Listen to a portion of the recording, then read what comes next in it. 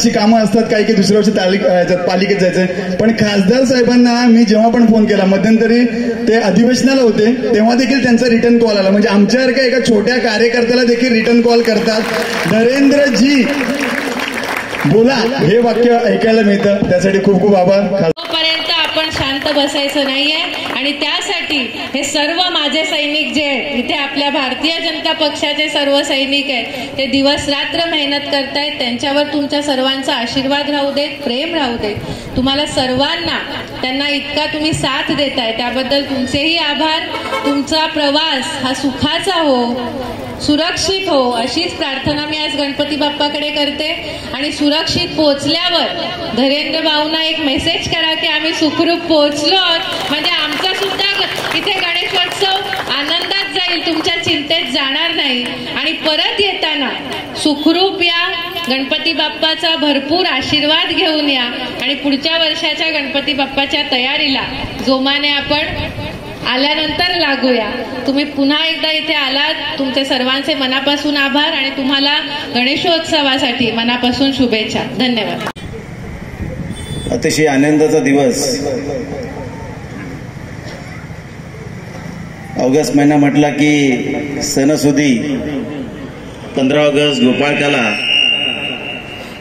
आणि गणपतीची तयारी सुरू करता करता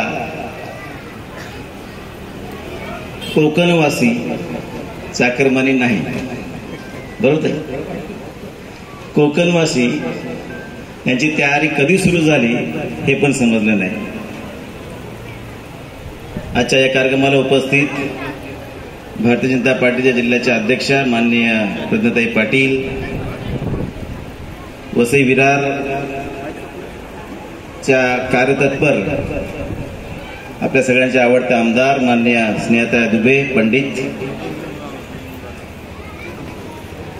उपस्थित मंडळाचे अध्यक्ष उदय शेट्टी, व्यासपीठावर सर्व मान्यवर, सर्व माता भगिनी बंधूंनो, ज्यांच्या सुबक कल्पकतेने हा कार्यक्रम होतोय, आयोजन होतंय, असे रवींद्रदादा गावडे, हर्षलाताई आणि गेली 15 वर्ष सातत्याने तुमच्यासाठी अविरत राबून तुम्हाला सुखरूप पोहोचवण्याची जबाबदारी घेतलेले आमचे ज्येष्ठ बंधू धैर्येंद्रदादा कुलकर्णी, सगळेजण मला वाटतं बस लागलेले आहेत, उत्सुक आहेत जाण्यासाठी. जे जे जाणार आहेत त्यांच्यासाठी मी जरा विचारतो, तुम्ही किती असा, अरे ऐकलं का नाही, तुम्ही किती असा